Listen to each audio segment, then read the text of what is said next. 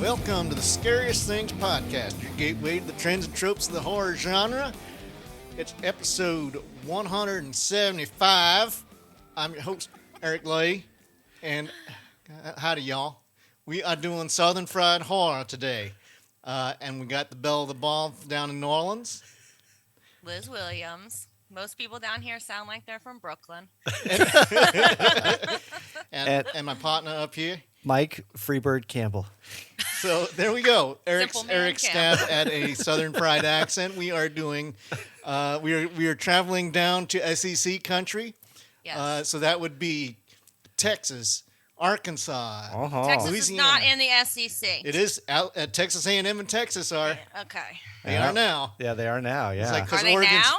Okay. Texas Yeah. A&M has been for about 10 years, but that's sort of more. I always think that's Big 12 country, but Vanderbilt, not no more. Yeah. Tennessee, Yeah, Tennessee, Kentucky, South Carolina, Florida, Florida. Mississippi, Alabama, Georgia. Mississippi, Alabama, and Louisiana. But we're also, LSU. but So I think did the we're horror? also, The horror does not come from the Southeast Conference. The horror comes from the locale. yes, and we can say North Carolina is part of that too. Right. Maybe Virginia. I don't know. Okay. That's What about West Yeah, Virginia? maybe. We're going Not West in Virginia, my West mind. Virginia, is Southern Ohio, Appalachian. Kentucky, Some people say Baltimore. Idaho. Okay, this is a red state horror. Yeah. No, we're not talking about hillbillies. We were talking about Southern fried. So this inherently has to be set in the South and have some definite Southern tropes Yeah. and feels to it. Yeah, clearly identified locations in the South with, I think, Southern traditions. Yep. Yeah. All right. And fortunately, we are not total posers because we have a true daughter of the South. I am not a native New Orleanian. By I was way of born in Pittsburgh. Pittsburgh and raised in Connecticut until third grade. So, But hey, but better. It's been like over 30 years. Your Right. bona fides beat our bona fides. Yeah. We're Northwesterners through and through. Yes. So now this is thematically. What do you guys think Southern horror brings to the table? We have a lot of like legend and folklore down in the South, so all of mine will touch on a little bit of that. And my three choices are all set right here in Louisiana. Yeah. I think it plays on. I think a lot of the films play on Southern hospitality, which is this sort of known quantity out there, where people assume that your Southern host is doing you a solid when they may or may not be doing a solid. There may be some mischievousness underneath that pint or that pitcher of sweet tea. Yeah. So I take it you did not pick Eaten Alive. No. Which is the exact. Which is kind of Texas, yeah. Which is really sort of more Texas, yeah. But yeah. I mean, we're talking. We're including. I think the if we include Texas in our analysis, there is one clear king of the rodeo. Oh gosh, yeah. And then Something some. about a little chainsaw massacre. And then Texas is its own thing, though. Yep. I don't feel that Texas shares, if you're thinking like Louisiana, Mississippi, Alabama, and Panhandle of Florida, it's a different Southern. I think Eaten than Alive Texas. though, it's because it's swampy, right? I think. Sure. And I think Frailty would also qualify. Not Oh, yeah, not one of my Frailty selections, does. but Frailty feels like that is a Methodist sort of died in the South coloration to the and the feels to me I think that rural is something that we get a lot in a lot of our horrors, with the exception of New Orleans, right? Yeah. But you never see Atlanta or Tampa as because they don't have a characteristic like that would make you Right. say, "There's Tampa." Right. But but it's surprisingly how considering what a massive film industry there is in Georgia, Well, that it doesn't now. they don't play it. Have straight you not up. seen Tyler Medea's Perry. Medea's everything said Halloween? Atlanta. Medea's Boo, yeah, Halloween Boo, Medea's Boo Halloween. Yeah, come on, Yeah, come right. on. I No, stand I think, corrected. but the other thing, as I was hinting at, is that the twist is that the visitor, in most cases in these films, the visitor becomes the victim, right? That's the thing. It's sort of the other. It's the other coming from outside into the very close-knit community that has this very simplistic. I mean, not unlike a lot of the folk horror films, and Liz hinted at the kind of the folk horror aspect of this. Not unlike a lot of the folk horror films where everything on the surface appears to be nice and genuine and simple and welcoming, but just right under the surface, it's it's a much darker story. Well, it's interesting that you went that direction because all three of mine are very community based. Okay. That they are all things happening to a community. Yeah. And to differing levels of a size of community, but they are they're messing with the South in these and I for very different kinds of takes. Sure. So I think it'll be very interesting to see how all of our selections play out. Well, then let's turn it up. Okay. Let's turn it up, man. Well, I'm Turn gonna. up that freedom rock.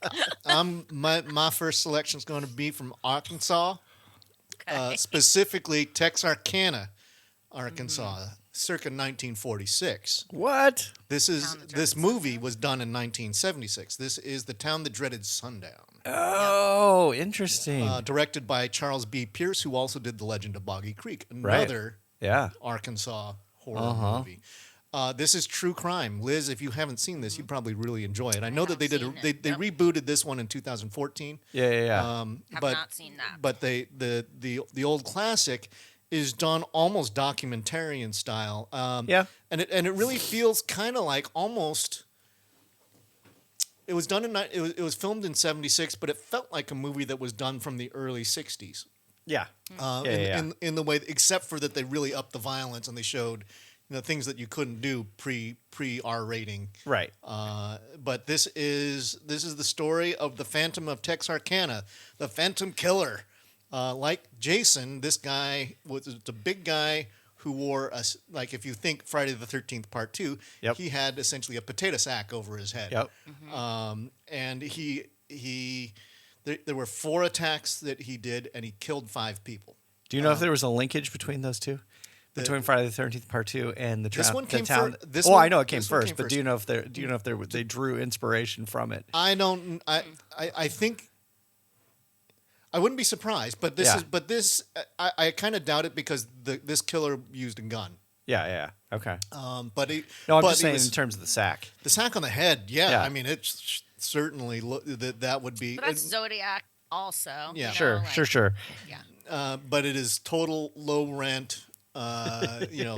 Killer action, and I think this true crime story that the director Charles B. Pierce took the accounts of the lead sheriff, who was actually he was called the Lone Wolf. The actual guy's name was Gonzalez, but in this case they used Ben Johnson, who, if you're fans of The Wild Bunch, he was Tector Gorch, the lead from The Wild Bunch. He played Ben Johnson did a lot of westerns back in the '60s.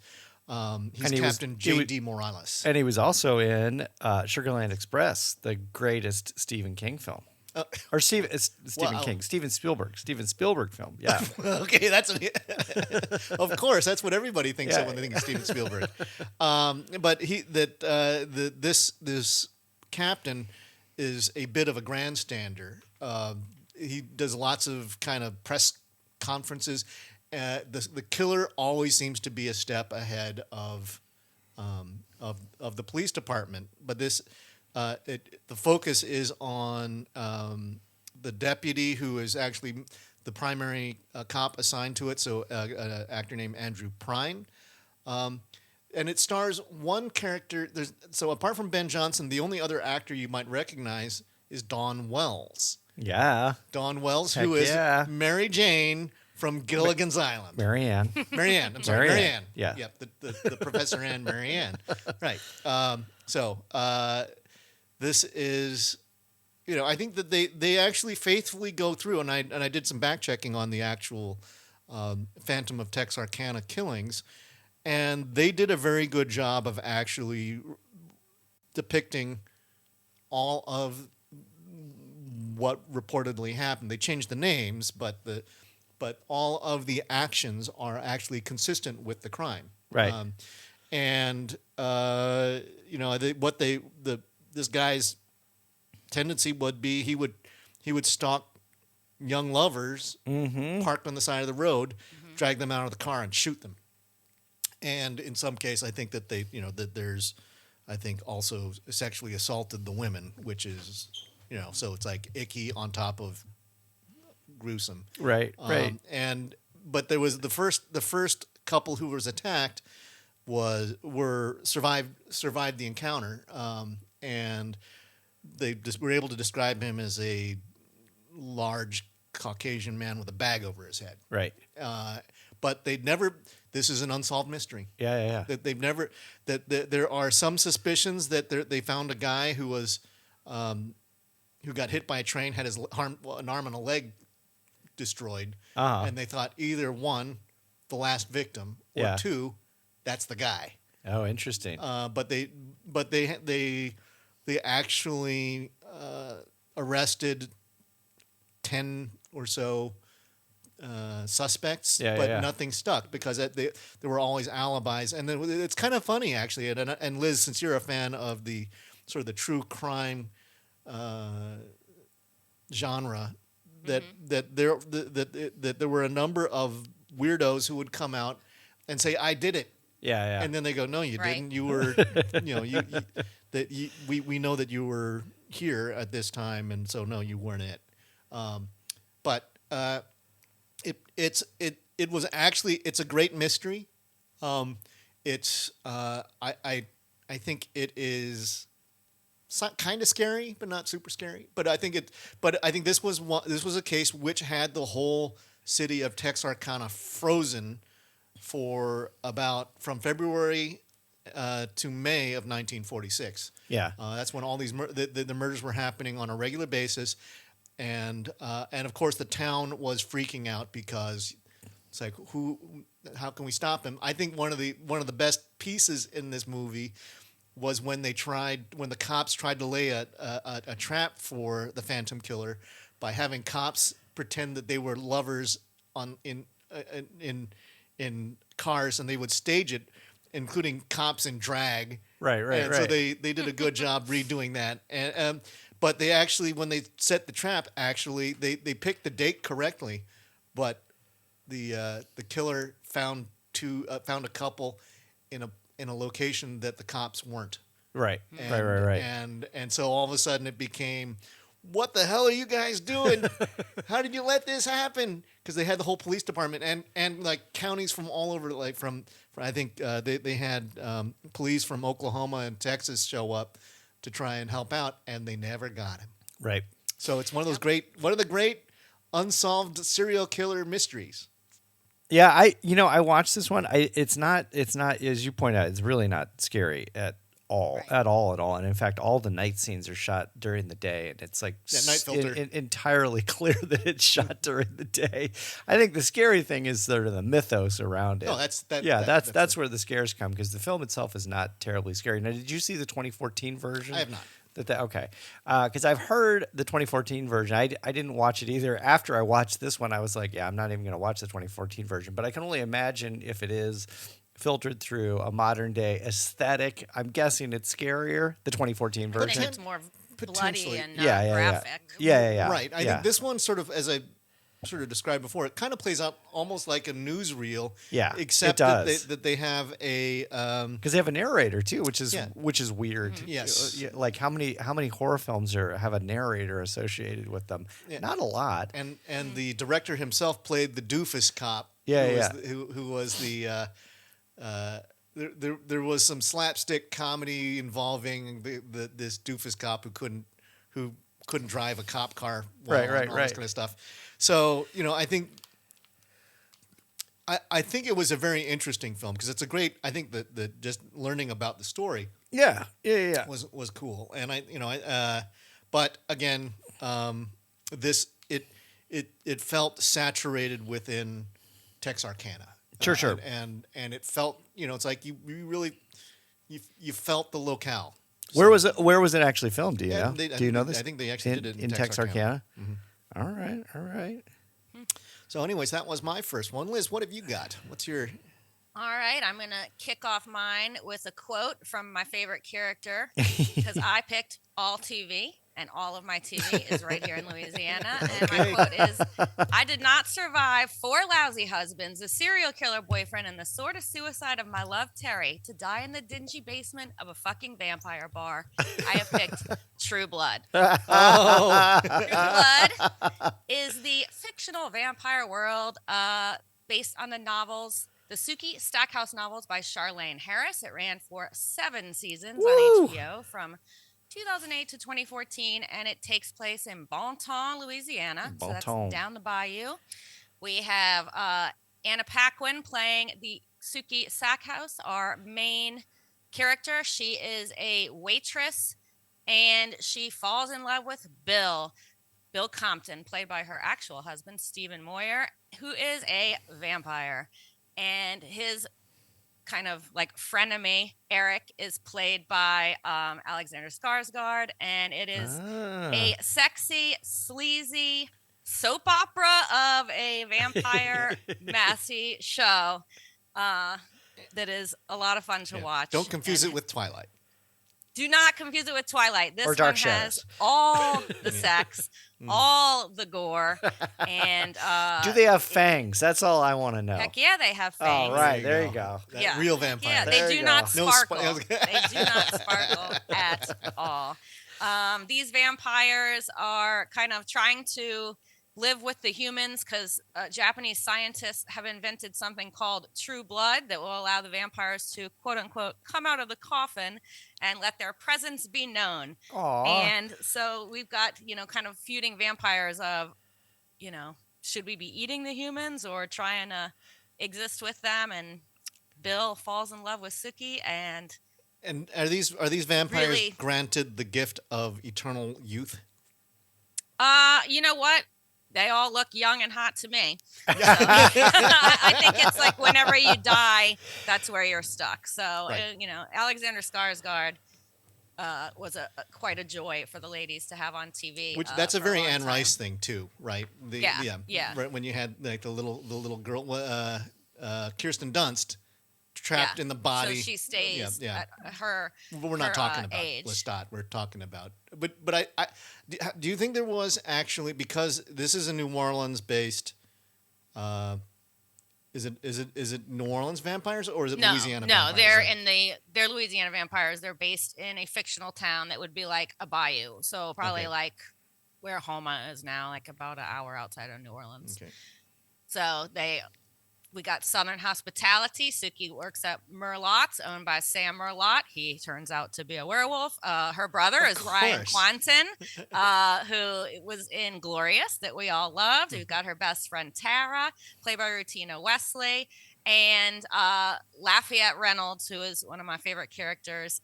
It's in and out. It is a soap opera. It is a messy, bloody, nighttime HBO soap opera, full of sex, full of gore, Woo! full of violence, and a little bit of sweet tea and pecan pie on the side. And weeping willows. Yes, and it is super, super. I mean, the house, everybody's sweating all the time. Everybody's in their Swampy. jean shorts, and it's swampy. It is swampy. So 100% True Blood. Did they shoot it Curl down up on the couch. in Louisiana? Yeah, they filmed all over Louisiana. I think a lot up in Shreveport as well, which is at the Texas border.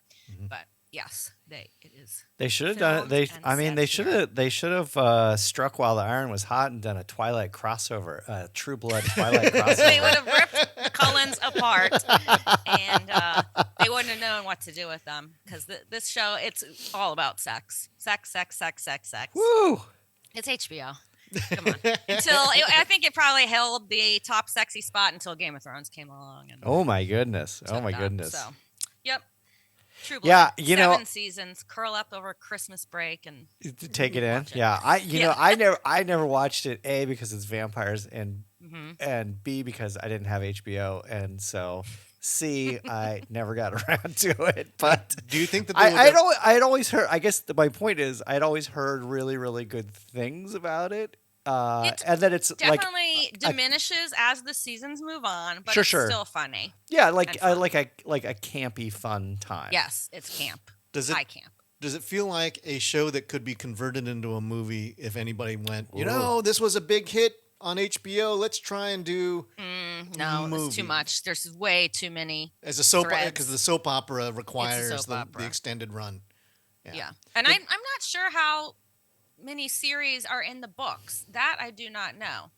But I know there's more than a couple of Was it them. like 12 episodes a year, like typical HBO? Typical HBO, yeah.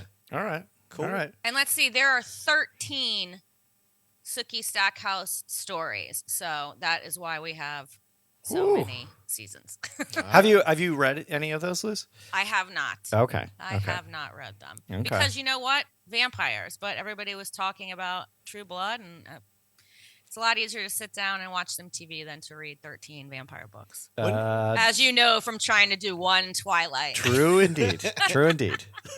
So what do you the height of the Anne Rice movement? Do you think that was like early 90s? Early 90s. Yeah. Yeah. But there's the new version of Interview with the Vampire that's quite good. I hope they're going to get a season 2. Mm-hmm. I don't know Another if the strike sexy affected cast it or whatever. They are a very sexy cast, and that is set in New Orleans, and I preferred it to the Tom Cruise, Brad Pitt, Lestat, and Antonio Banderas. I mean, I will not fight about Antonio Banderas being whatever he wants to be. But it's really good, and I didn't think I would like it, but I popped it on and said, let me try it. There's also a series based on her, I think it's called The Mayfair Witches, that I lasted about 5 minutes. The production value was so poor that I turned that one off. Tom Cruise needs to get back to being a vampire. Come on, Tom Cruise. Yeah, no more mummies. Mid 60s vampire. Come on, you can do it. Hey, you know what? I hope I look as like good. He's a vampire. Yeah. He's still Tom Cruise, Tom Hollywood Cruise and Brad Pitt held could up, come back. Yep. Yeah. Heck yeah. All right. Speaking of hummus, and thank you for that pronunciation, Liz, because I was not familiar with hummus. This is a film that was Homa. Oh, sorry. Homa, Louisiana. Homa. And Okay. Homa's House, if you're going to talk about Homa's House. Thank you. Homa's House. Yeah. Thank you. This is a film. Tasty dish. Yes, this is a film, not hummus. This is a film that was set outside the Hollis Mansion at the Homas House Plantation in Louisiana. The scenes of the interior were shot on a soundstage in Hollywood. This is Hush, Hush, Sweet Charlotte from 1964, starring Betty Davis, Olivia de Havilland, Joseph Cotten, and Agnes Moorehead.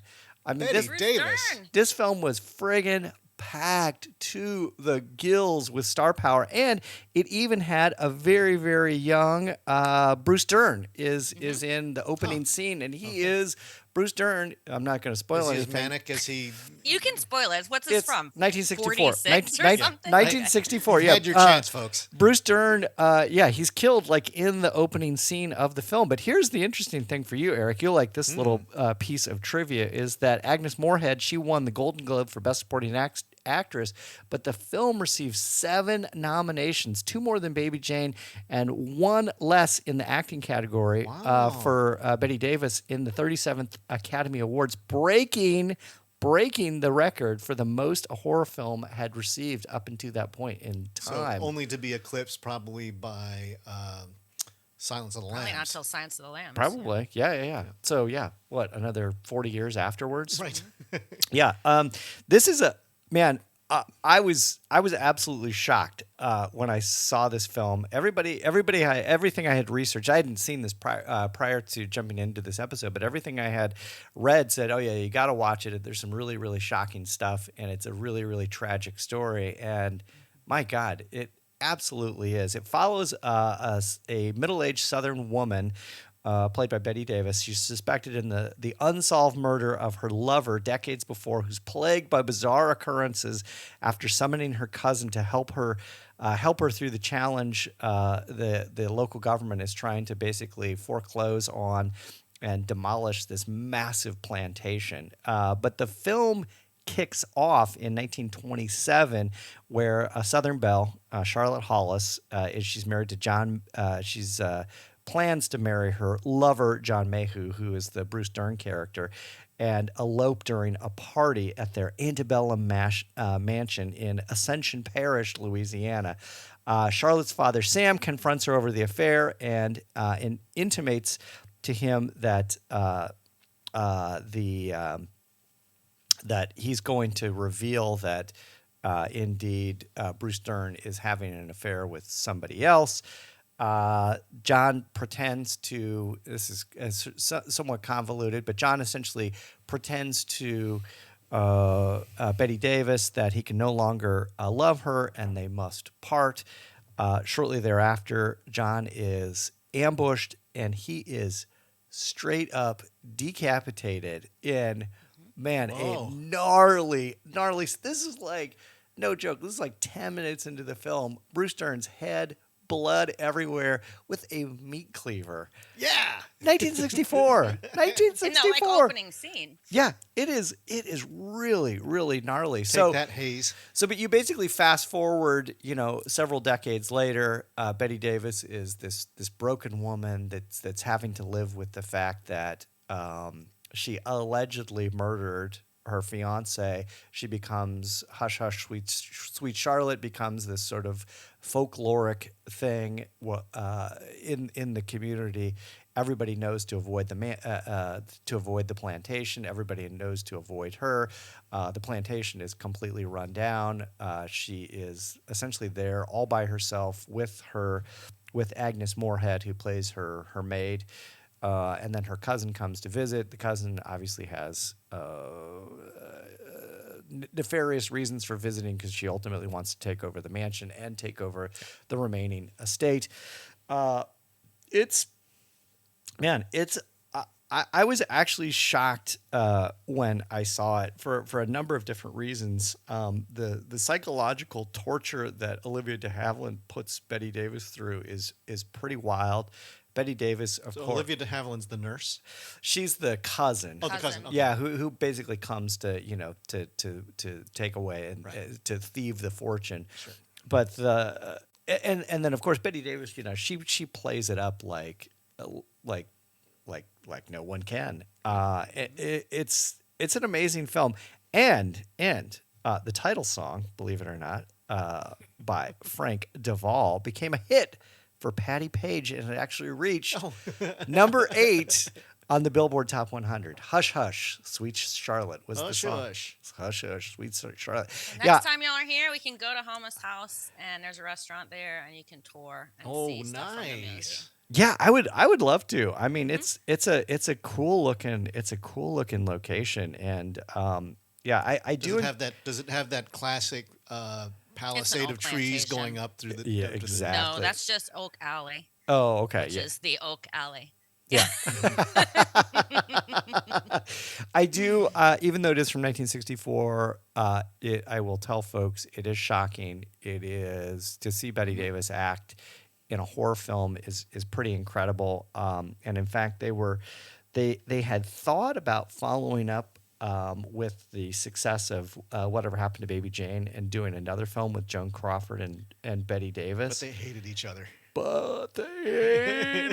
other. And in fact, the writer who worked on this even wrote a short story called Whatever Happened to Cousin Charlotte. Oh.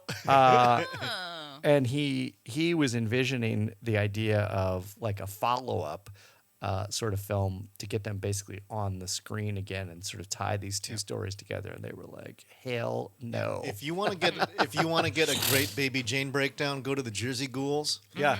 They do a fantastic synopsis of Whatever Happened to Baby Jane. Yeah. Yep. All right. Back to you, Eric. Okay, so I'm going with a little film that I don't know if you guys have heard about. It's called Jug Face. Yeah. In Oh, yeah. I haven't 2013. seen it though. It stars Sean Bridgers, who plays Dewey, who's sort of an idiot savant, and we come to know him as the Potter. Lauren Ashley Carter is Ada, who's our lead protagonist. Larry Fessenden, who Yeah. is Sustin, the patriarch of this community. His wife, Caitlin Cullum, is Christy. And then the kind of there's a brother, Ada's brother, Jessaby, played by Daniel Manch. So what the story is a family of moonshiners in rural Tennessee are actually a cult that worships an entity known as the Pit. Oh, yeah, right. Yep. In actuality, it is a pit Yeah. filled with foul water. But back in the 1920s, it protected the community from the Spanish flu epidemic. And at the time it was the church will save you, but it wasn't. The community was just getting completely crushed by the flu.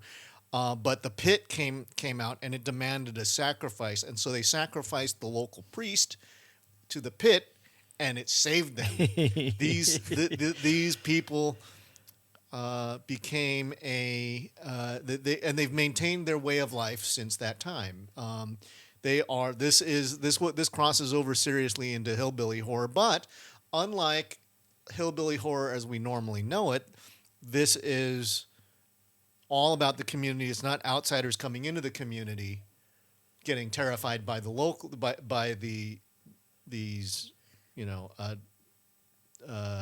deplorables essentially. We can call them deplorables. Well, I think that's fine. Actually, but the truth is that they're folks who are trapped in like the 1940s and the way Right. that they do things, and they make their money by being that they're moonshiners. They do grain alcohol mash. Yep. And they go to town and they unload it, and then the local the townsfolks. And I don't know if it's probably like Chattanooga or something like that, or a town not that big. Sure.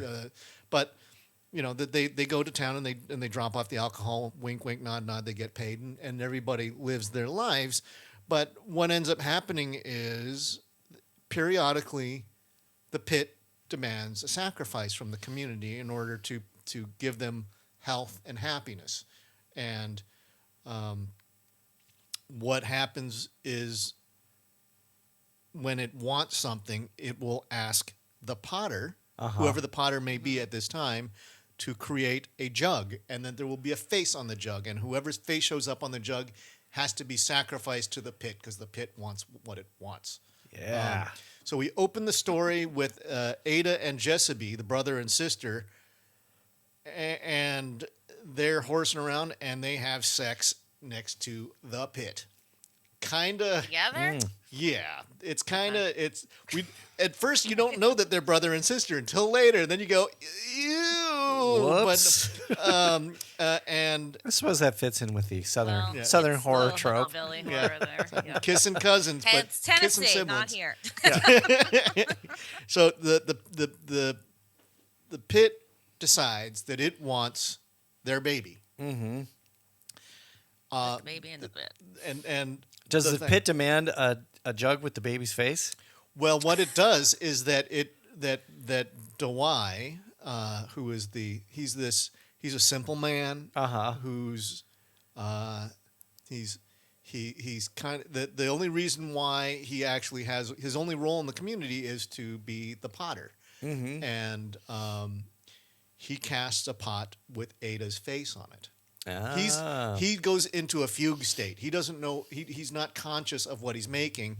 The pit sort of takes control of his mind, and he delivers. And then once the community finds out, then it's like, okay, off to the pit, off with your head.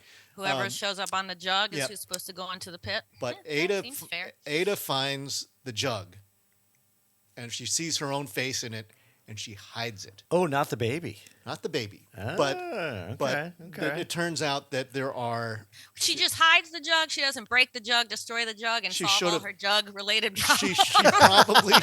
she probably should have busted the jug. The jug looks great, by the way. It's actually they do some, they show the lineup of the jugs, and you go, oh, and then you realize how many of these community members have gotten sacrificed. Now, there's an added complication in that because these are a bunch of inbred, moonshiners, that there's been an arranged marriage where Larry Fessenden goes, okay, Ada, I'm going to marry you off to this fine lad. And it's this dumpy guy. And he's like, because like Jessebe's a good looking kid, right? He's but they are not, I mean, clearly uneducated in the world of, and I guess because it's kind of incestuous because they keep to themselves. They, It's literally and figuratively incestuous. Yeah. But they're not going to admit it it's like you don't tell nobody.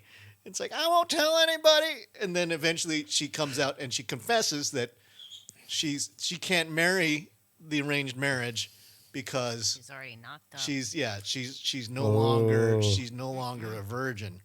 Of course, this makes mom and dad really really mad, and it turns out that they're going to try and go through with it anyways. Yeah.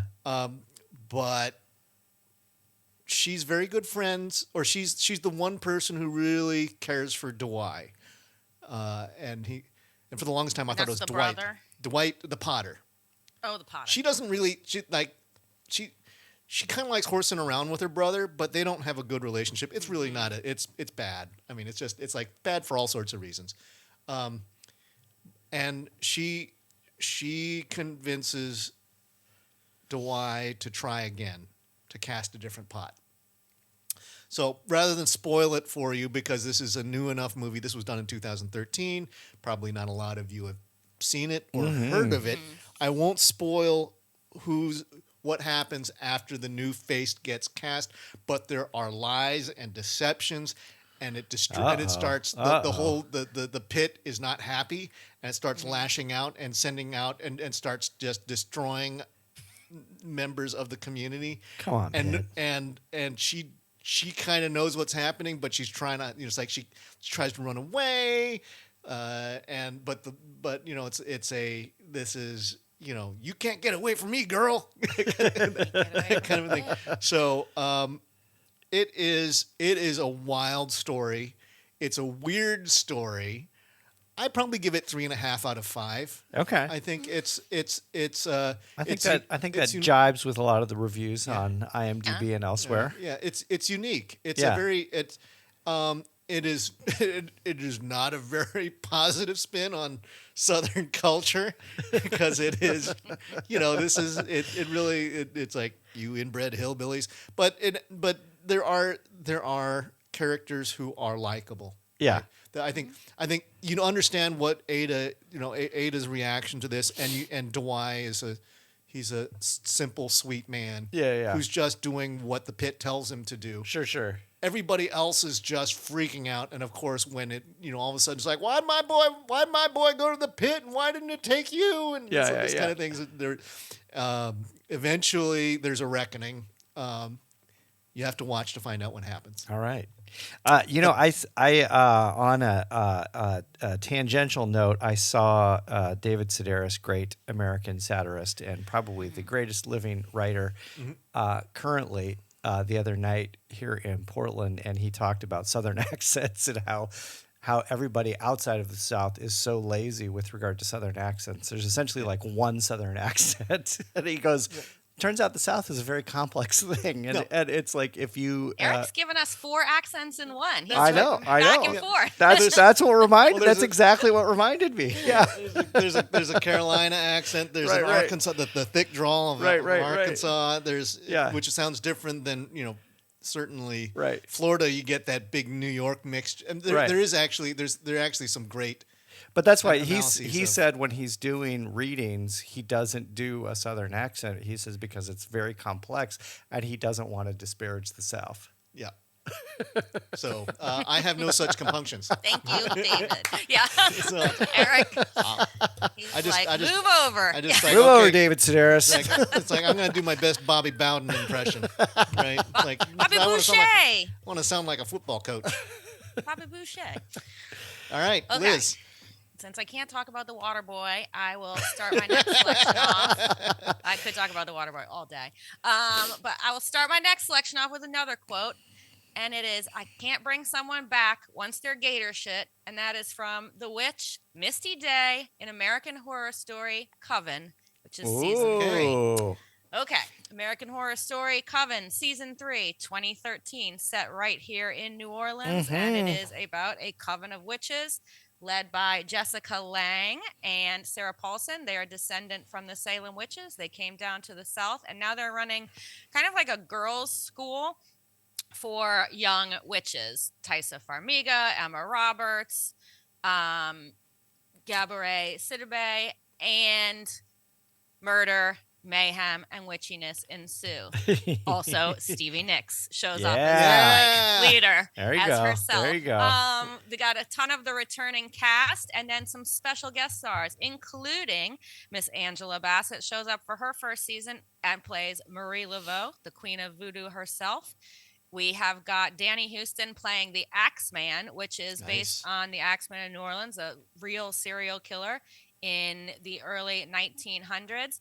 And Kathy Bates plays Delphine Lalaurie, who was a New Orleans socialite and serial killer who tortured and murdered slaves in her household. So you have got so much New Orleans lore and history going on in this one with the American Horror Story aesthetic. So it's going to be sexy, it's going to be super violent, and it's going to be super duper weird. This is a fantastic season. I actually rewatched it, and kind of is the last one before American Horror Story started going just completely bizarre, and I ended up almost turning off every other season halfway through. So this one's just great. The performances are fantastic. I mean, Jessica Lange, Kathy Bates, and Angela Bassett on the screen together is Powerhouse. Yeah.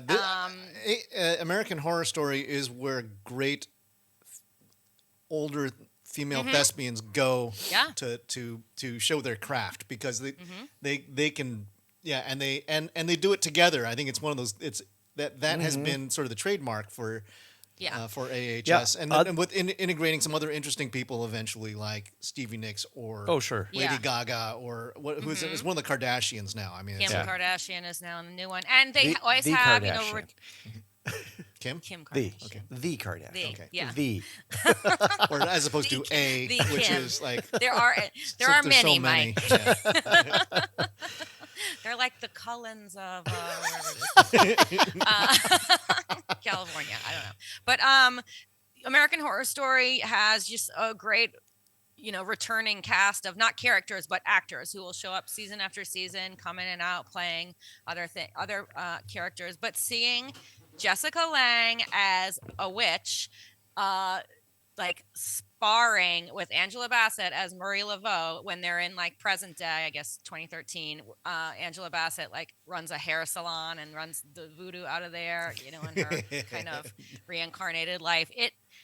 Those two together is absolutely perfect. Jessica Lange is a national treasure, and nowhere else is it seen as much as in her roles in American Horror Story. They're so much fun, and you can tell that they're having a blast. And Kathy Bates playing a reincarnated or brought back to life serial killer who is also murdering slaves.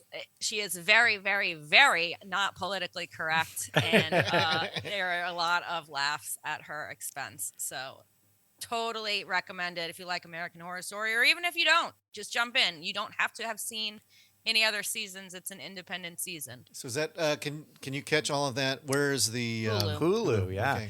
This is the only other season that I've watched of American Horror Story other than the first season, purely based on your recommendation. And it's really great. I mean, it's really interesting, as you point out, like that.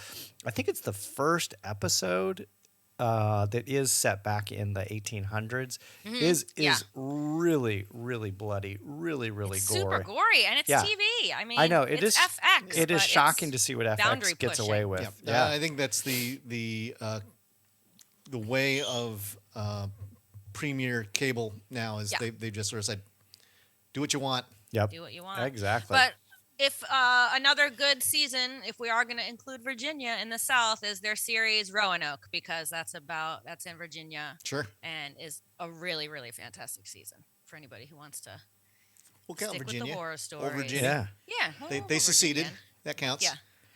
All right. Moving Mike, moving where are down you the taking us? moving down the street to Pleasant Valley, Georgia, but actually Okay. filmed in the town of St. Cloud, Florida, which I think is just south of Orlando. This is a 1964 film, and I'm here to tell you, if this film did not exist, there would be no Eaten Alive. There would be no Texas Chainsaw. This is Herschel Gordon Lewis's 2000 Maniacs, starring Playboy Playmate from 1963, Connie Mason. Hubba hubba. This follows a group of northern tourists who are savagely tortured and murdered during a Confederate celebration of a small southern community's centennial. Allegedly, this was inspired by the Lerner and Loewe Broadway musical Brigadoon, which you kind of see a little bit of Brigadoon sprinkled throughout here. And then, of course, this was then redone in 2005. But this essentially involves two rednecks named Rufus and Lester who use detour signs to lure 6 young tourists to the town of Pleasant Valley, Georgia. And then upon their arrival, they are, and this is kind of what I was getting to earlier with regard to Southern hospitality, they're welcomed by the mayor, and they are the tourists are invited as guests of honor for their centennial celebration. Turns out the centennial celebration is celebrating a massacre in 1865 during the Civil War, and the massacre. This was where the Northern troops massacred a whole slew of folks in the South, and then the town is essentially filled with ghosts. Spoiler alert: the town doesn't exist. These are all ghosts. Rufus and Lester are ghosts, and they the film, however, much like we talked about this in the episode we did on gore. We talked plenty about Herschel Gordon Lewis, and again, for 1964 standards, there's several scenes in this film that are incredibly shocking. There's decapitation. There's hands being cut off. There's total disembowelment. There's a massive boulder that is dropped on this woman specifically to torture her. It is a gory bit of business for 1964, and I think it's shocking to see the kind of stuff that I think it's really shocking to see the kind of stuff that Herschel Gordon Lewis got away with at the time. I mean, obviously, there's the cartoonish nature of Southern hospitality and the mayor and these hillbillies with no shoes and coveralls on. Again, not a very gentle portrayal of no, not at all. But it is. It's actually I think it's a pretty decent film, and I think it's a pretty decent story. Now, obviously, in 2023, you couldn't really retell this story because it is effectively a celebration of the Confederacy in a lot of ways. Because I think because they the did try to retell this story. Well, they did. Well, they actually did, but they retold it in. I'm saying in 2023. They retold it in 2025, and. 2025 has not happened. Sorry. It's happening. Sorry. Mike's gonna make it. Yes. The strike I'm is willing over, it to. folks. I'm willing. 2005. 2005. Yeah. Sorry. Yeah. They did do it in 2005. I don't think you could really redo it in 2020. I mean, anybody, you can do whatever you want in 2023, but I think if you were to try to do it in a broader way, you would probably have to recast the many of the characters in the film and rejigger the story a little bit. But I'm here to tell you the gore in this film is for real, and Stuart Gordon. I mean, or not Stuart Gordon. No. Herschel Gordon Lewis. Yeah, it continues to amaze me the kind of stuff that he put out. In the 1960s. In the 1960s. And I know this was a lot of grindhouse fare and it wasn't stuff on wide release, although it was probably released in drive-ins and whatnot. But it is, it really set the stage, I think, for where we're at now. I mean, frankly, if there was, if there was no 2000 Maniacs, there was no Texas Chainsaw. But frankly, if there was no 2000 Maniacs, there's no Art the Clown. There's no Terrifier. I mean, there is a direct through line between those two things. And here's the interesting little factoid: is that allegedly Natalie Merchant and 10,000 Maniacs took the band's name from this film. Oh yeah. Which I had no idea, and man, talk about a non sequitur. Yeah, it's like something that does not sound like it's 10,000 Maniacs does not sound anything like this film whatsoever. But yeah, what a these are days. What a funny, ironic twist. All right, Eric, back to you.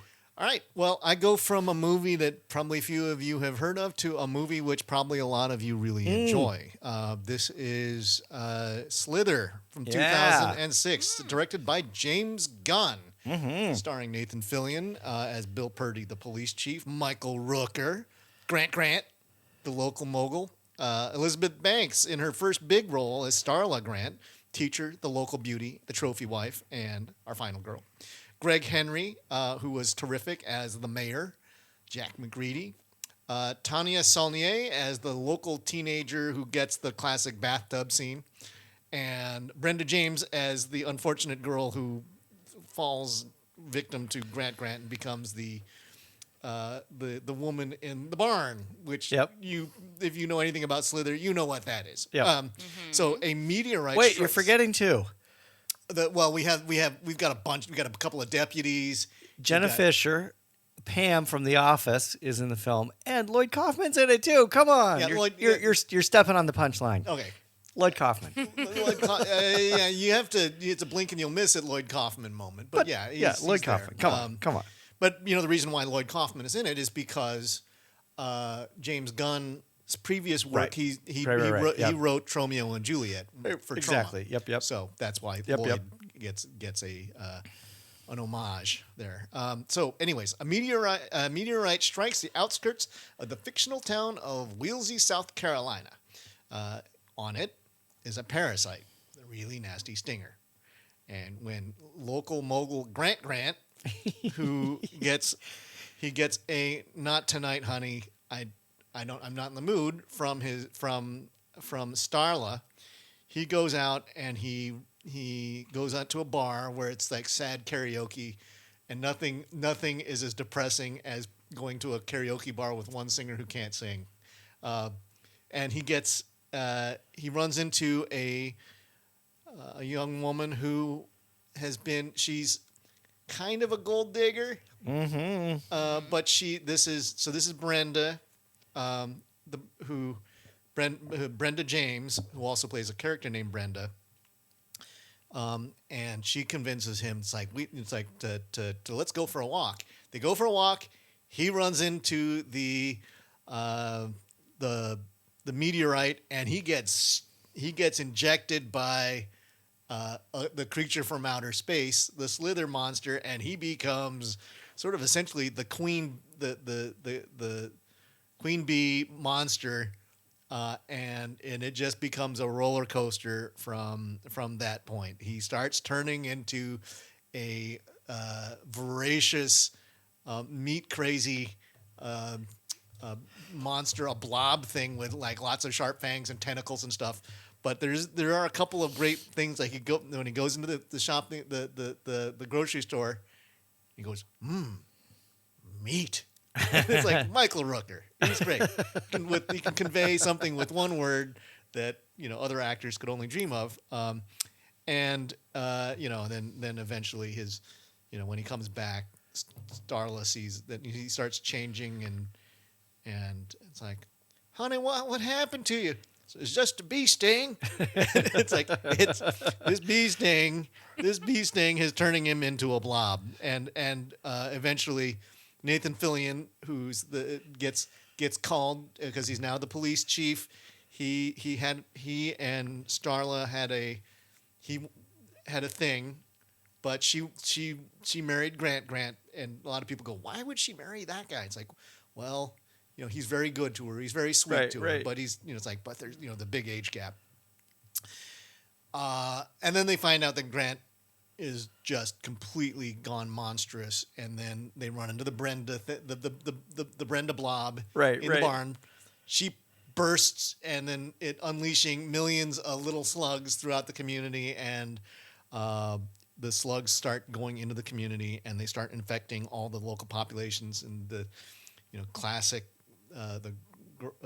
statement of "Don't let them into your mouth," which is straight from David Cronenberg. I think recently we talked about not Rabid. Scanners. No, oh shoot. Anyways, it's Cronenbergian. Oh, sure. It's oh gosh, I just saw it too. Anyways, so they're little slug monsters that crawl all over the place, and then they try and find an orifice, and then once they get into you wander. They start marching towards Grant's house, and start merging with him into this pile of flesh creature things. It is super gross. It is super funny. It is action packed. You get to see, this is James Gunn's first directorial feature, and everything that you learn about how good he is with a punchline and setting up a kind of an inappropriate joke for great effect. It is, this was a complete surprise when I saw it. I remember seeing the advertisements for it. I went, this looks gonzo. Yeah. But I don't know. Have we seen the best of it? No. There is so much going on in this movie.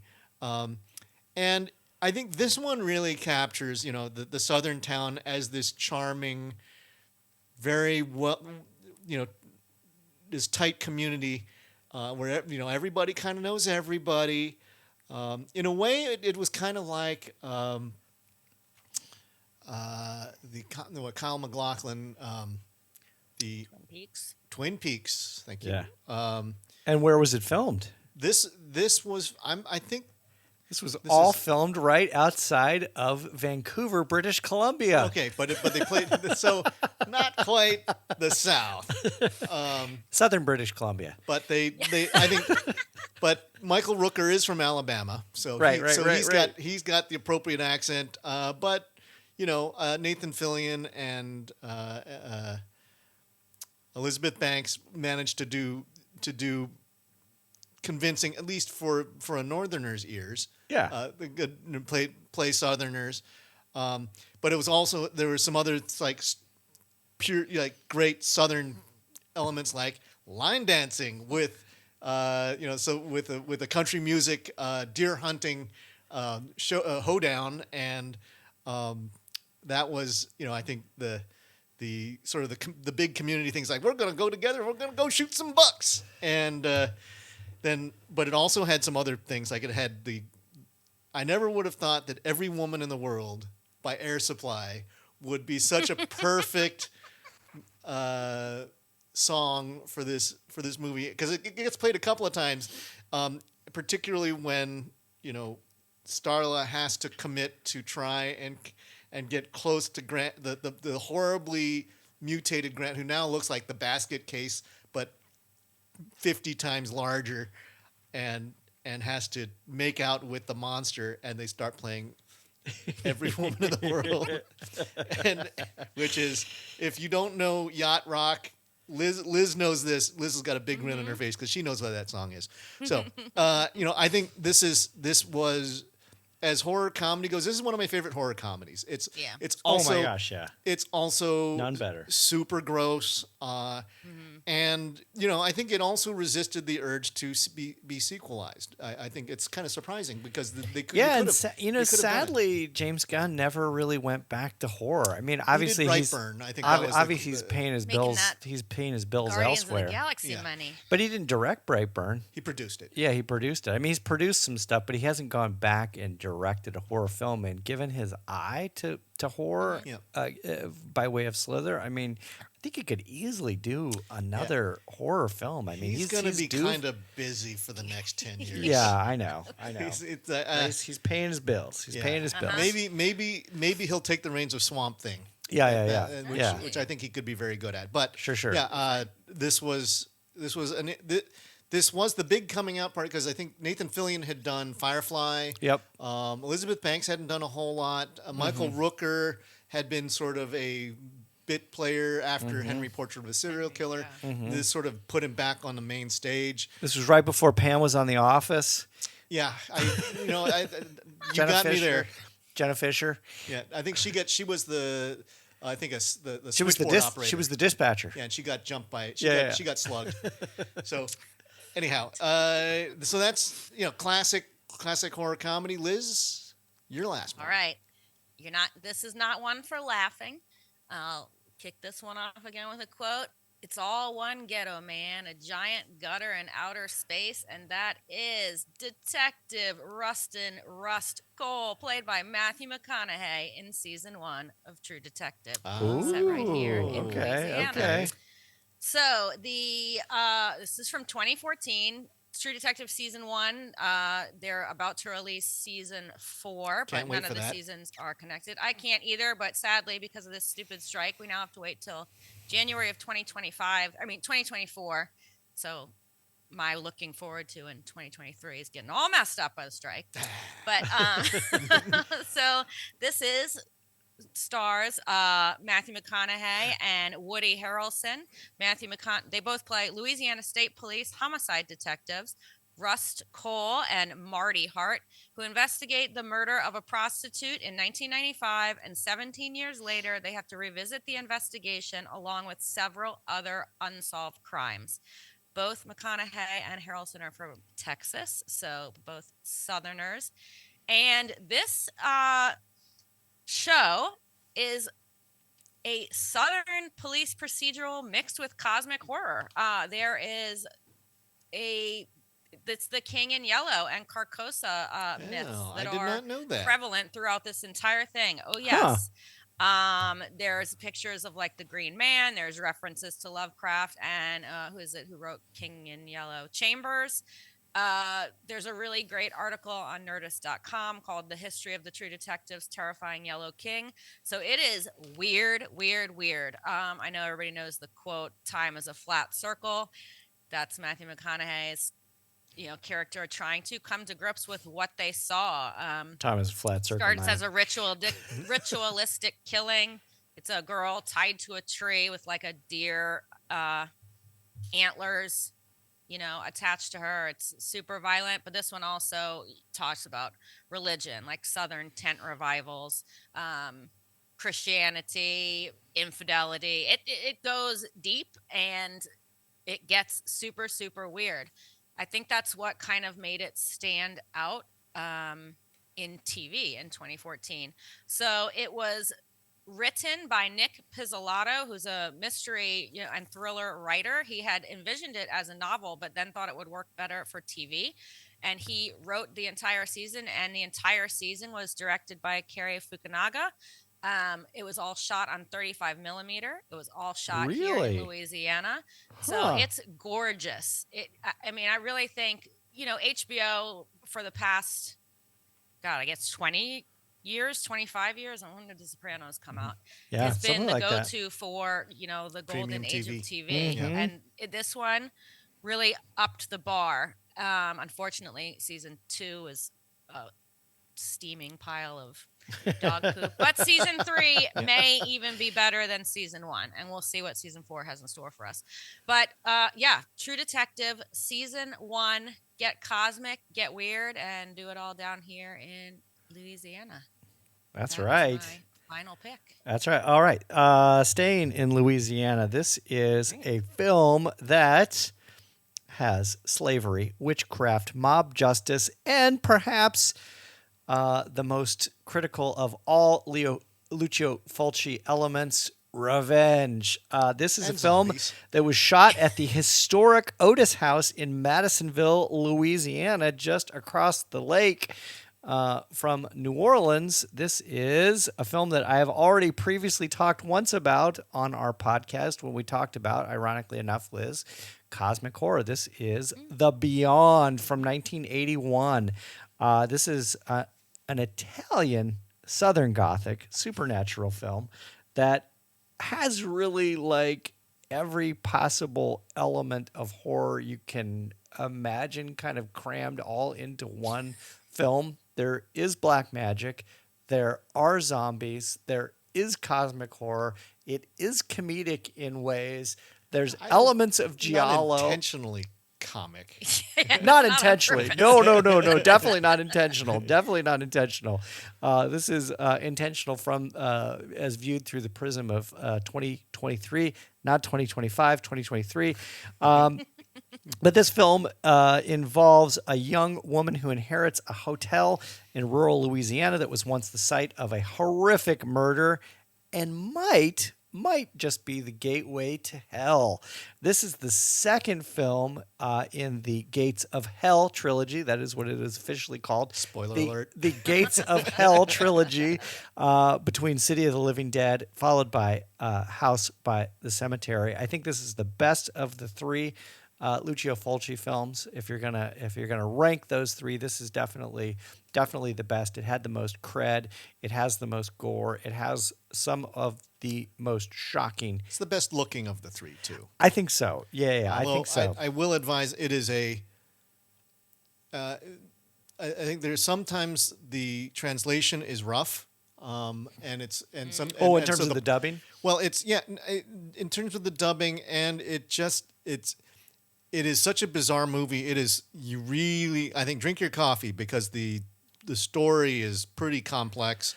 Oh, and, yeah. and Agreed. And you need to, in order to follow it, you need to be really paying attention. Yeah. Funny enough, I think it's got. I think surrealistic is the best way to describe it. I think a lot of horror filmmakers and people into cosmic horror and surrealism have all noted that the film is disorienting and that it has a very strange sort of atmospheric tone and direction. It in some ways is a little disjointed, but it does eventually tie its way all the way back to the beginning of the film, which is an interesting callback. So you start with the gates of hell being opened, and then you come back to the gates of hell where the two main characters are effectively trapped in hell. Yeah, but it turns out the hell, Fulcio's version of hell, is not a lot dislike the Phantasm version of. It reminds me hell. of The Cellar. Yeah. Oh, yeah, the film that was at we saw at South by Southwest a couple years ago. Yeah. No, it's vast and cold. Yeah, vast and cold and empty. Yes. Yeah. Whereas The Cellar, you were like in line for forever. That was the the horror came from like It's doing like being in a super Walmart. doing Oh, God. geometry and standing in line. Yeah. But it had that kind of, as opposed to the depictions of fire and brimstone, this was cold and empty. Yeah. Well, I don't know. That's how you get people in Louisiana to go to hell. Like, it's hot outside. Cold down there. We're going. You give me a drink, Open those I'm good. gates of hell. I'm Right. going in. Do they have hurricanes? That's all I want to know. If there's a Yeah. hurricane, I'm in. all it takes is a pretty drink I to do get encourage mixed folks to go take a look at The Beyond as well as the other three or the other two films in the Gates of Hell. Where does this series. get placed within the series? This is number 2. This is okay. number 2 in the series, and there's if you're looking for a really clear and distinct narrative through line across those films, don't look for one It because works it as a doesn't really. standalone. It doesn't. I didn't because just hopping into it because I haven't seen the other two. Oh, okay. So Okay. I haven't either. So it worked. I mean, it is again. It's a mind bender. Yeah. City of the Living Dead with the great Christopher George is a wonderful film in that it is, man, packed with gore, and I would argue maybe one of the goriest scenes in cinema history. I think I know what it is. There's a drill press. No, I know there's one. I thought City of the Dead had a drill press one. No. Anyway, yeah. I do encourage Can we go folks. to this house when you get here too? Heck yeah! We'll No, go I would over, love. Yeah, I would love to go across the lake and go to do Madisonville a and see. little Fulci tour. That'd be fun. Yeah. Hey. Heck yeah! All right. Should we get on out of here? Well, I think before we do, yeah. I think there's a couple of things that we need some business to take care of. Sure.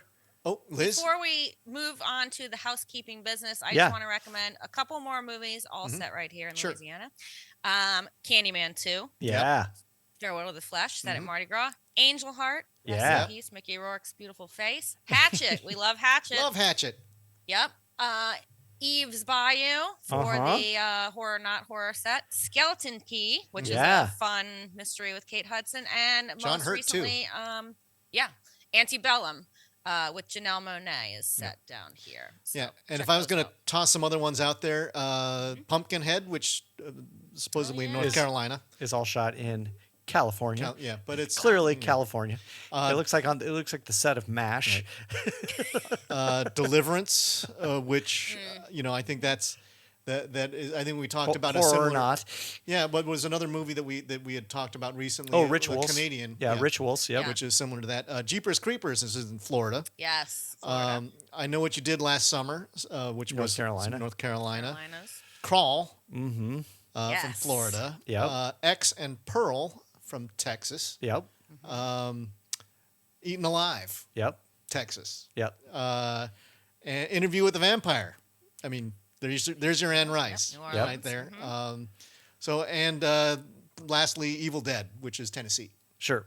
Yeah. So, That's but- where the cabin in the woods is. we wanted to do a special shout out to Robin Marcotte, who is one of our Patreon subscribers. Thank you for pitching in. We met Robin at Overlook. She was wearing we found out actually we were in line and she knew about us when we came down, and was one of those when you run into somebody who's not local to, although I guess in New Orleans she's now. local, yeah. Yep. But anyways, Robin, thank you so much for your Patreon contribution. You do have you need to get back in touch with us because we owe you a request from the bandstand. That's right. So that you can make a request of us. And for those of you who are out there who would like the same opportunity, go to our Patreon page and sign Heck up. yeah, hit us up. And and at a Tell us certain what point you want to hear about. And you get a Pick a T-shirt. topic. And a T-shirt, and stickers, and buttons. Come on. Stuff. You gotta Support get the your Scariest stuff. Things podcast. Swag. Support the Yep. Scariest Things podcast. All right, I'm going to take us out with a tagline from Hush, Hush, Sweet Charlotte. Hush, hush, sweet Charlotte. Charlotte, don't you cry. Chop, chop, sweet Charlotte.